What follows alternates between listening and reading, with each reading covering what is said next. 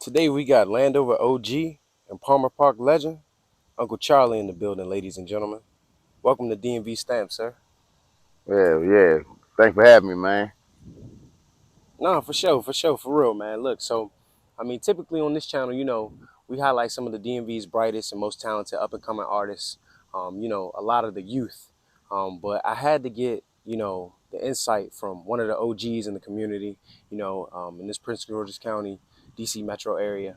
Um, so we're gonna have a talk today. We're gonna have a discussion, and I think you're gonna school a couple of the youngest for real, on what they really standing on. But let's get right into it. So, man, I hear you a Dallas Cowboys fan living right next to the home of the Commanders. Well, unfortunately, I have to live next door to that so-called stadium, which is really the Cowboys' home. But I'm not really no PG County boy. I'm really from Oklahoma City. So I brought my Cowboy roots here to PG County. So that's why I'm a Cowboy fan. I mean, it's good and bad. I get harassed by the Redskin fans, Commander fan, whatever you want to call them. But I also get to tease them when they lose. So, it's all good. Okay, good sports, good sports, good sports. So now you were born during a time when the youth would typically consider it back in the day. Tell us what PG County was like back in the 80s and 90s. Yeah, so like I said, I come here in '76, and my mom, her roots out in PG County, but I was born in Oklahoma City. I'm a military boy, so when I come in PG County, things are what you would say on the uprise for Black folks. We getting our opportunities, getting a little work here, getting a chance that the white man wouldn't let us get back in the '60s and '50s, but now in the '70s, '80s, we start getting those opportunities.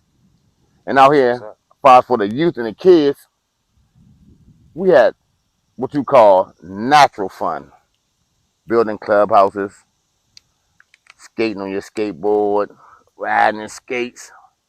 And all of a sudden, go-go hit the premises. And that's when PG County took off. Really? So that's essentially when PG County got turned up. I mean, you mentioned before, you said that good old natural fun. When you say that, I think about how this generation it's a lot of technology. You know what I mean? A lot of iPads, a lot of phones, a lot of computers, stuff like that. But our parents' generation and our grandparents' generation, they grew up on, like you said, that good old natural fun.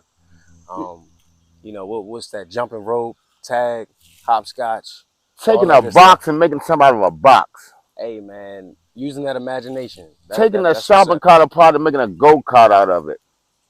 Taking a rope and putting on this tree and swinging across it. That was fun. Like right where we at right now, we had to swing across this creek right here where we at. I fell in about 2 or 3 times, but it was fun to fall in. For real? It was fun to fall in because the water Wow. felt so good in the summertime. But that was kids. Look at the park right now, kid. You wouldn't see a kid out in this park, man. Let's stay 5, 6, 7. Once they get 8, 9, and 10, they want to get on the streets. They But 8, take 9, and on 10 that's the for us, lifestyle. man, we were in these woods, in these creeks, building clubhouses, trying to find out what little kids do when they're young. Trying to find ourselves, not trying to be grown at the age of 9 and 10. Just trying to be kids, living life as kids, carefree life. Wow. So you said PG ended up getting turned up once Go-Go hit the scene, huh? Yes, sirree. Right across from where we at, they put Club LeBron down here. I say I was about 10 years old. My brother first took me to a go-go, and my duty was to hold the radio by the speaker because we didn't have PA sound back then. If you want a go-go tape, you got to hold the radio up by the speaker. When the go-go starts, you got to hit play, and when they go on a break, you got to hit pause. That was my duty was. Wow. So if I want to hang out with the big guys, I had to go in and hold that tape recorder in front of that speaker. I'd be half deaf the next morning, but I don't care because I was in the go-go and watching all the grown folk do the grown folk things, which was fun for me. Nah, for real. That's what's up, man.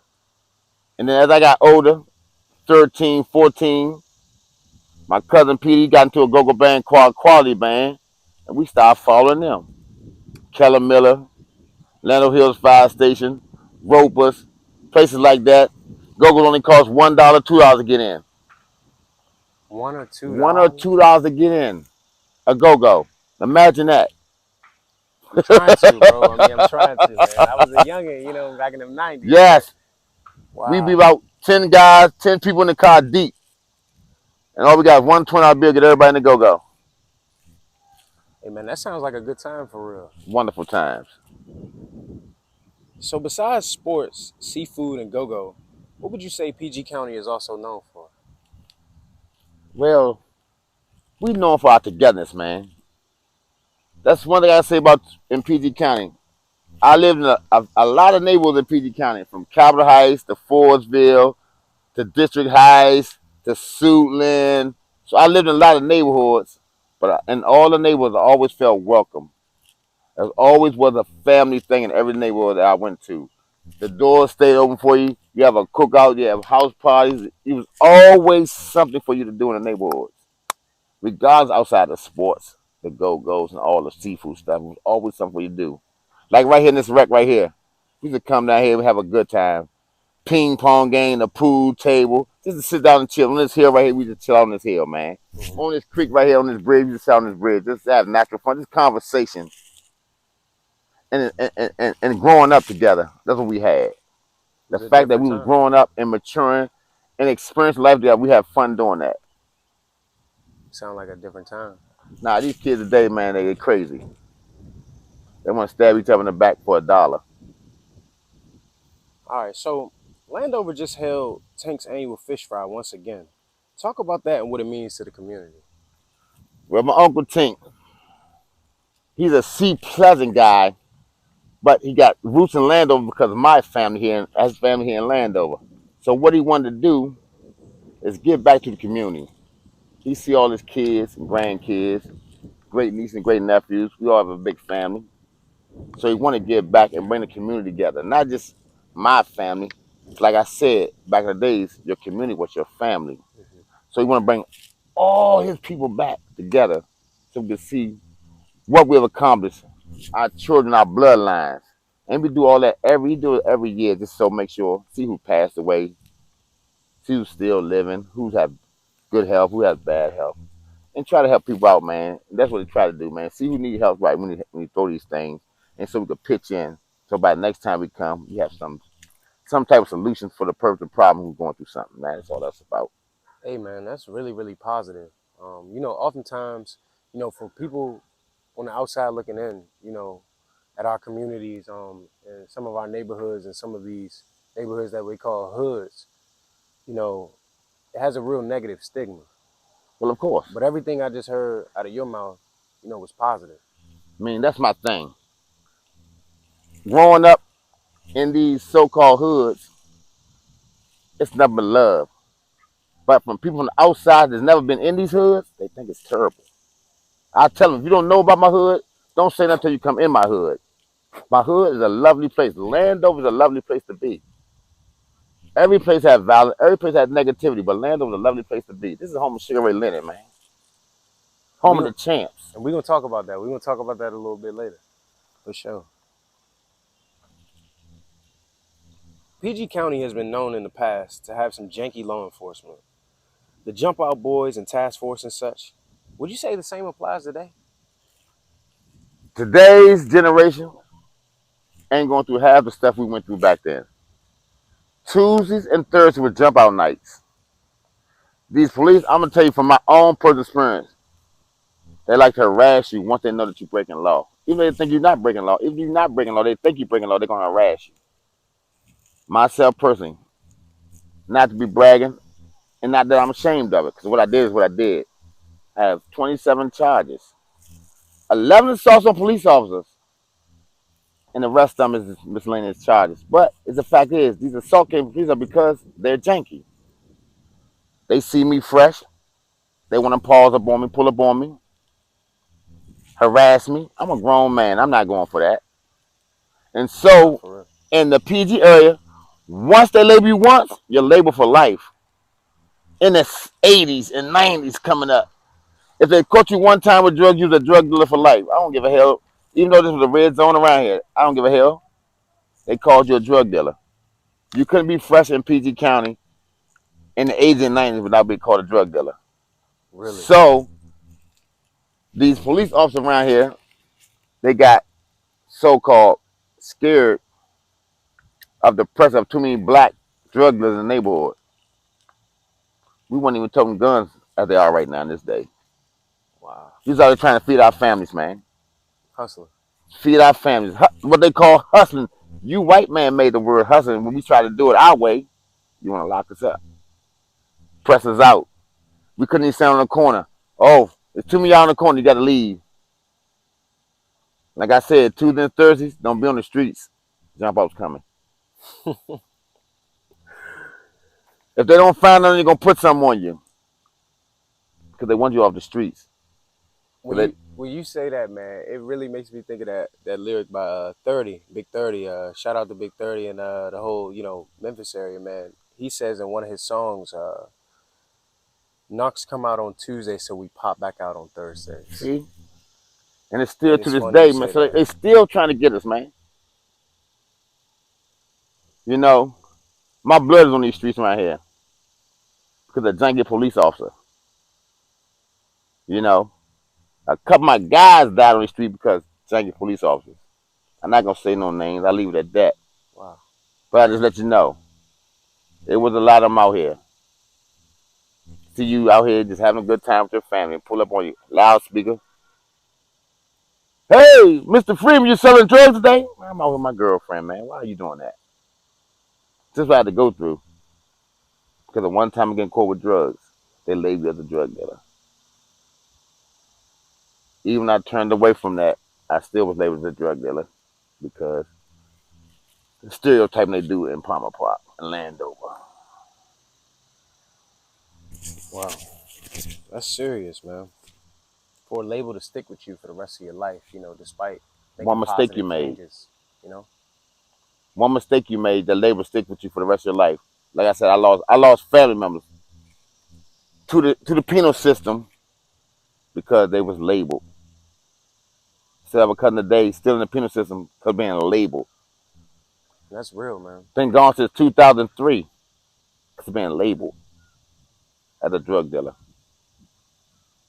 I mean, and that's a reflection in communities all across the country, if you think about it. Right. And I do agree with that. I do agree with that. So, as a result, do you think community policing in America would ever be an option as an alternative? They need it. I don't know if they don't want to give the community that much power. We had something today called Neighborhood Watch. Mm-hmm. Just walking around here. We had in our neighborhood they had the orange hats. In DC, I think they had the white hats or something like that. I heard about that. So we had that around here for a minute.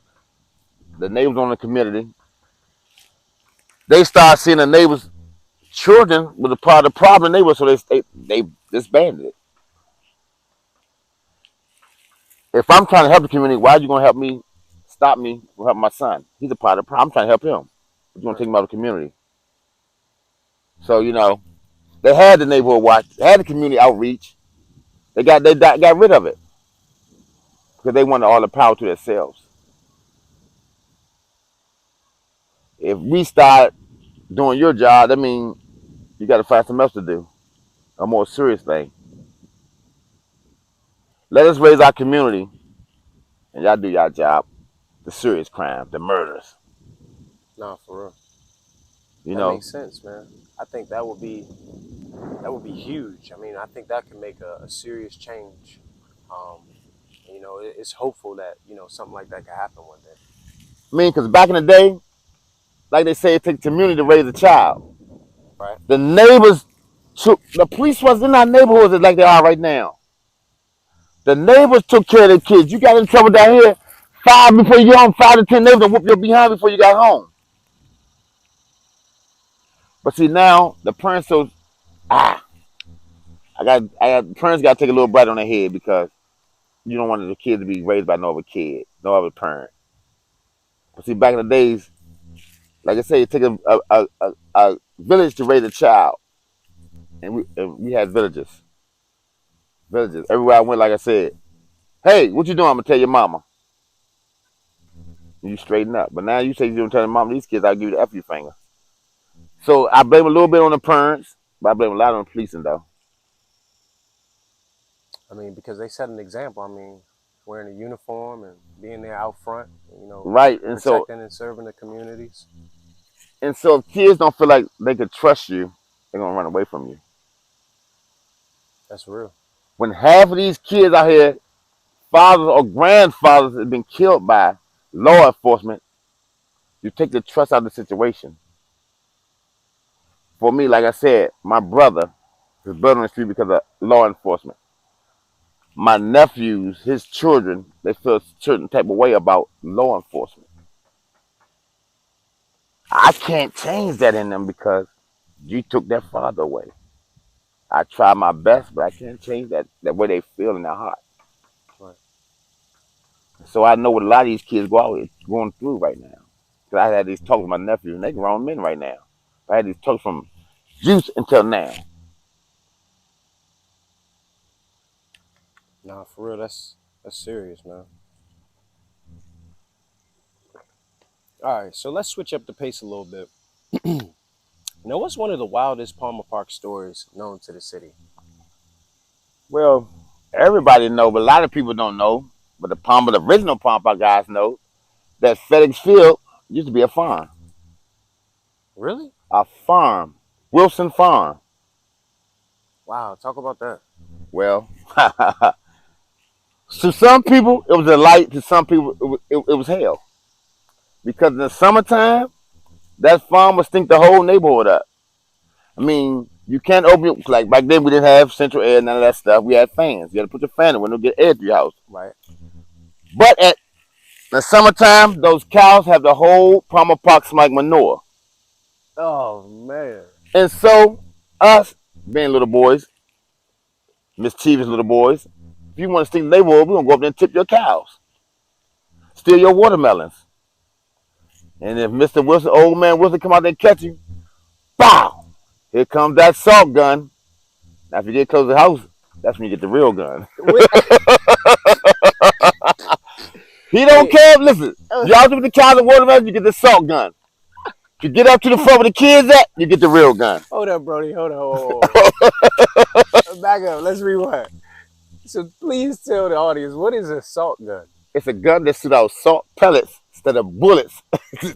If that thing hits you, you will know. You have a red mark on your body, wherever it hits you at, it's going to put you down. So that's some old shit? Like that's something from back in the day? Back in the day, they still make them. They call them bean guns, beanbag guns now. Mm-hmm. But back in the day, it was salt pellets. Okay, I know what you're talking about, the beanbag. Yeah, okay. But back in the day, there was salt pellets. They went up on the beam. They went technology went up to the beanbags. But now they call them beanbag guns.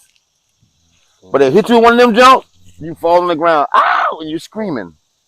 You're like, oh, you just left a whip on me. That's all. But if you get close to the house, you get a bullet. Wow. And when those cows tip, they make a hell of a noise. Boom! That's all you hear. That's when you know you out there.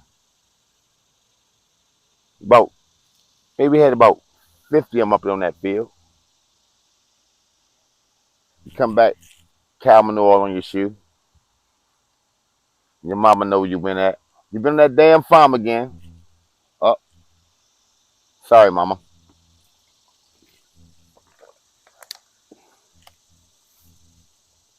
Man, then we had just over close to the Sea Pleasant area, which everybody had. The Bunny Man. We had the Bunny Man. Who the Bunny Man? Somebody that lived in the woods. They put the notes in the school, tell us don't go to the woods. Don't take the shortcuts home, walk the streetways home, because the Bunny Man's in the woods. Was kidnapping kids, so they say. Raping women, so they say. That was one of the stories we had around here. Then, of course, we had the good old Landover Mall. Yeah, talk about Landover Mall. I feel like a lot of the youngins don't really know about Landover Mall. I mean, in PG County, 70s, 80s, 90s, that was one of the most pivotal landmarks in PG County. Landover Mall, the meeting spot, what you would call it. If you're from this PG County area, you had to go to Landover Mall. Some of the best stores, some of the nicest women, and some of the coolest hangout spots. You could meet people there, and also you can meet your adversary there too, so you got to be careful of Landover Mall. That's what we call the ops today. Yeah, that's what I call the ops. You gotta be careful because they know they catch you up there slipping. No gun violence, just fighting. Good old fighting. Good old knuckle action. I never saw a gun pulled out in another mall a day in my life. I'm 52. I was going to Lando Mall for 3 decades. I never saw a gun pulled out in Lando Mall. I've seen a lot of fights in Lando Mall. I was a few of myself, but never was a gun pulled out. Never gunplay in Lando Mall. That's the difference between this day and age and my day and age. Cause we handle like men. If you have a problem, man, you handle like a man. You don't take no gun. But Lando Mall, you had everything. You had a movie theater. You had furrows. You had Jiffy's Hot Shop. You had Foot Locker. You had other treats of fish and chip. Anything you wanted. Hex, Woody, Sears, anything you wanted, they had at Lando Mall. A one-stop shop. Nah, for real. That would be like like a Pentagon City today. Something like a Pentagon City. 2 levels of fun. And when you leave Lando Mall, you go home with a smile. I never left Lando Mall without a smile. Unless I was fighting. Never I messing with angry, but I never left without Lando Mall without a smile. Hey For real. man, it sounded fun back in the day, man. Oh man, like I said, back in the days we was on getting together and having fun, not getting together and fighting. Cause you want to go back. You want to go back to school on Monday and tell them how a hell of a weekend you had. Because that was the thing was to be the one that had the best weekend. That sounds like being really cool, for Man, real. that's the coolest thing, man. Come on, man. Yeah, you know what I did this weekend, man. I did this and that this weekend, and people's on your line. Speaking of line, back then y'all had what, beepers? Beepers, cell phones, about this big. You had to carry the battery on your shoulder with a host with the backpack. My goodness. Yeah, we had beepers. Radioshack was booming, huh? Oh, Radio Shack. Oh, Radio Shack was it. See, like right now, you couldn't get no phone and people everywhere. Only place you gotta go is Radio Shack. Only place you go is Radio Shack, and they had it. So right now you got T-Mobile, Sprint, all these different companies. You got a goddamn carry every goddamn corner. Back then, if you didn't want Radio Shack, you had to stay back. For real. And Radio Shack had the money, boy. So you might run into about anybody in Radioshack, huh? Man, you going to Radio Shack? Let me get a ride. Players, hustlers, pimps, Everybody up Radio Shack. professionals. Mamas, players, hustlers, doctors, whoever had a bill back in the day, they was Radio Shack. If you wanted to be important, you had to go to Radio Shack to get important. Radio Shack was your connection to being important. Wow. The big old mobile phones, what they called them mobile phones back then. Now they call them cell phones, but it was mobile phones back then because it was so dang big. You had to carry a card to secure these dang thing. The joints you plug up to your cigarette lighter, mobile. Radio Shack had it for you. Wow, man. Yeah. Oh boy. Now you spoke about fighting, right? Speaking of which, who was Sugar Ray Leonard for the youngins that don't know? Well. Sugar Ray Leonard, in my eyes, is one of the greatest, if not the greatest, middleweight fighters to ever grace the scene of boxing. Sugar Ray Leonard, not only was a middleweight champion, was an Olympic gold medalist. Come straight from Palmer Park.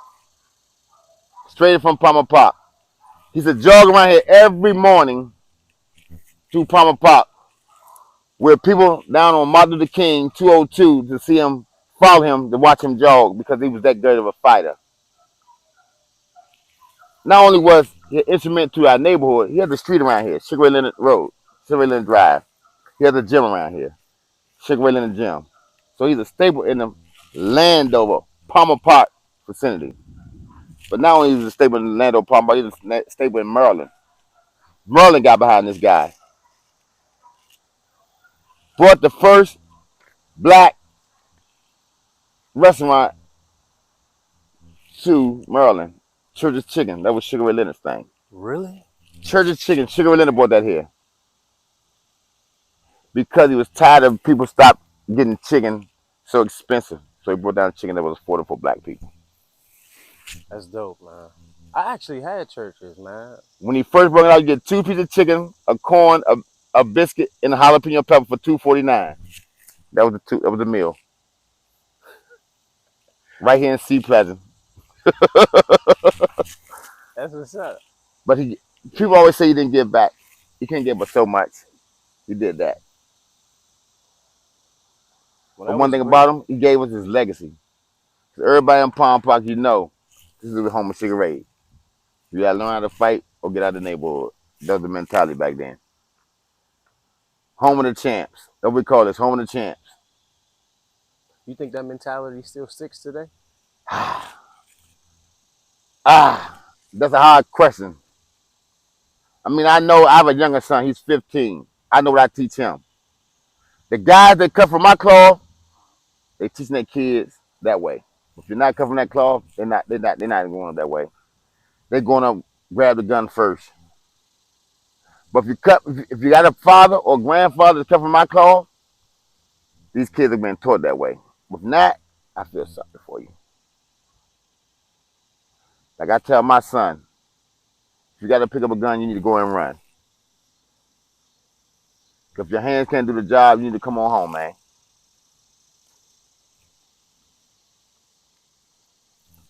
All right, so we got Halloween coming up soon, man, in the fall, right? So this question should be titled Landover Horror Stories. Because I want you to tell us about Landover Drake. Now, when my generation talks about Drakes, we're talking about the ones that spray. But when y'all was referring to Drake back in the day, who was y'all talking about? Well, we was talking about great, these were legends, legendary horror stories that we got from our forefathers, man, about this guy that walked through the neighborhood terrorizing. And if he catch you out there at night, you're in trouble. Mild mannered on the day, a whole different animal at night. And he came around to make sure, I don't know what his thing was, but make sure these parks wasn't being used for illicit activities at night. That was his thing. He would walk the streets at night to make sure we weren't on the streets. So, so you basically saying he was like like the man under the light pole, or like the Grim Reaper or some shit, like what, like But in a way, if he catch you out there, you're in trouble. But if you wasn't nobody out, he wouldn't bother you. okay, He was like, I would say, the Punisher. He had a disposition about it, but he still wanted to protect people. understood. So that's what he was about. He traveled from here to see Pleasant. Churches all the way up Sheriff Road and back down Martin Luther King to see Pleasant to make sure everything was A-okay. On foot. On foot or sometimes on his bike. But mostly he was on foot because he was in shape. Karate guy. And what was his thing, man? Why y'all call him Drake? Well, we call him Drac. Then people started calling him Drake. Okay, but it was really Drac. We called him Drac, yes. Why? Because he always came out at night. We never seen him during the day. During the day, you see him peeking out his house, his window. He always came out at night. And one girl, myth or not, said that he caught her outside at night and bit her neck. So that's how he got the. That's how we really started calling him Drake. Drac. Wow. Hmm. Landover Horror Stories, man. Yes, sir. Okay, so hey, I heard you went to school with Martin Lawrence, man. Of course. My ninth grade year in Roosevelt was the senior year. And every Friday, they used to get Martin Lawrence time on stage to do his comedy show. And I'm going to tell you like this. Martin Lawrence always, my year there, my first year there, and Martin Lawrence last year, he always rode the backwards bus. If you got on that bus and you was wrong, he's going to cut you up. I remember him sending kids to school crying because they cut them up so bad. So he was like the king of Jonin back in the day. The king of Jonin back then. Even though you could hit him, but you got to watch out. Even when he hits you back, you're in trouble. There was some guy that challenged him. But by the end of the day, he didn't hurt him. Because if you challenge him out in the morning, he gonna get you all day every time he see you. Lunch, whatever. And see, some people want to call him because he didn't have so much money. They want to call him Morton. For the people my age, we know what Morton's is. Morton was former Mills back in the days. Okay. That's what Former Morton Mills. was.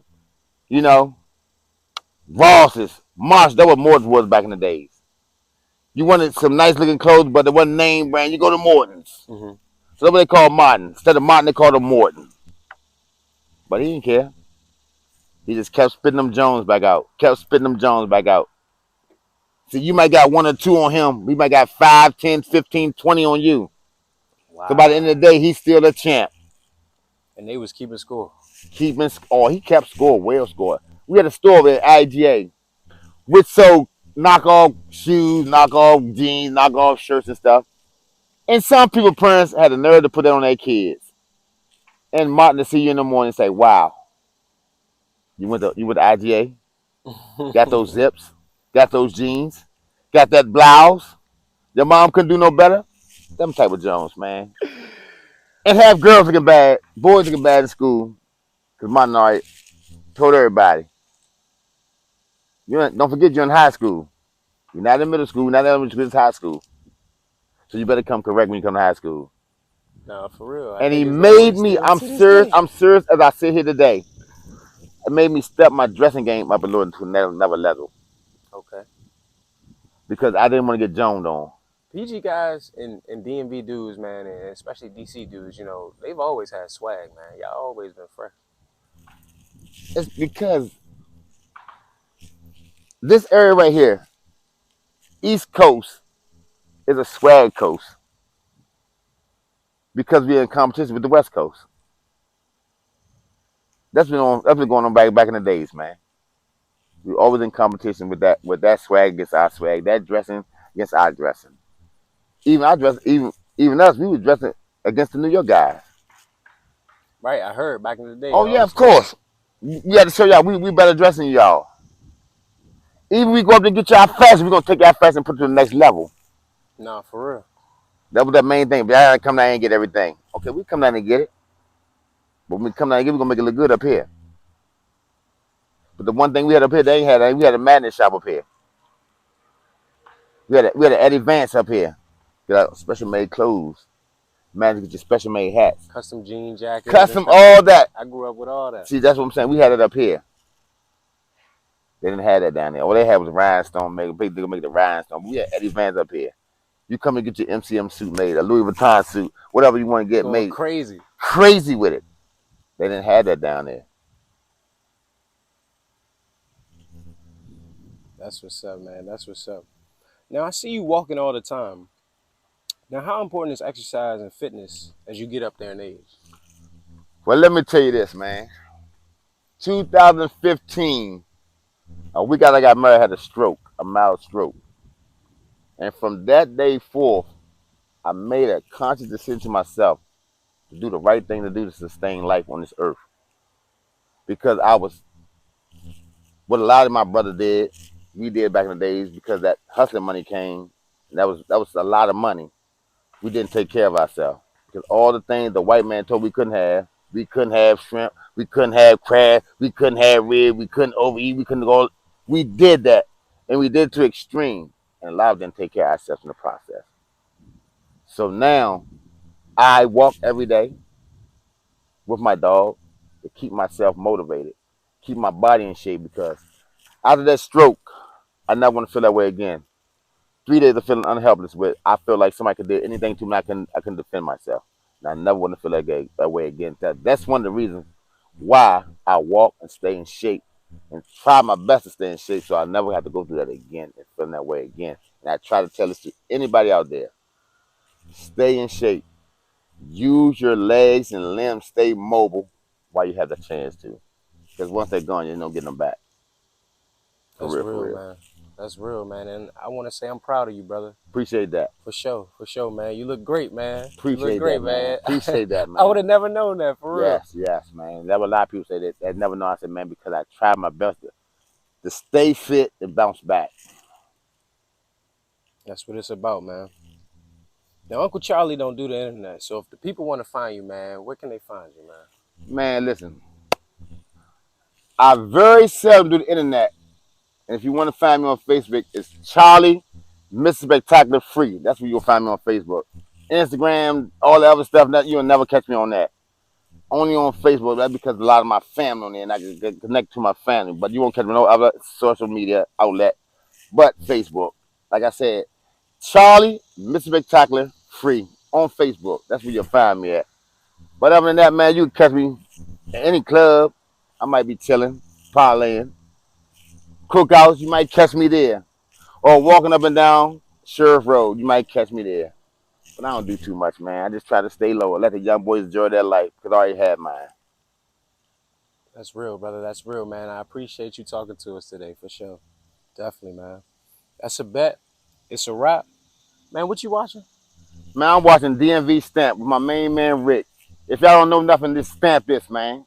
This is the way to go. DMV Stamp. Y'all young niggas and the older guys, y'all get a hit with it, man. We out. For sure, for sure.